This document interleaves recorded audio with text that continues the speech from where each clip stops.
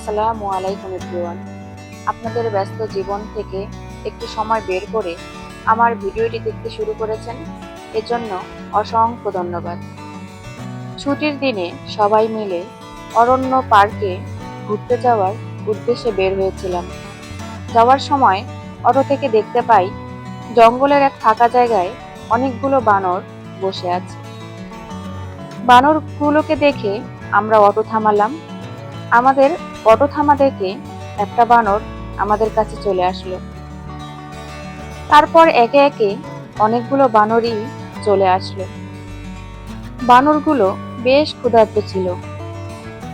আমাদের দেখে অনেক আফসোস হচ্ছিল যে কেন কোনো খাবার নিয়ে আসলাম না।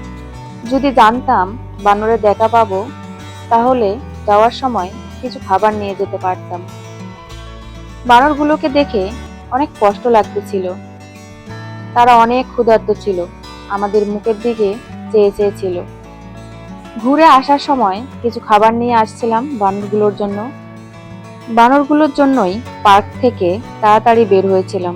তারপরও আস্তে আস্তে সন্ধ্যা হয়ে গেছিল, বানরগুলোর সাথে আর দেখা হয়নি।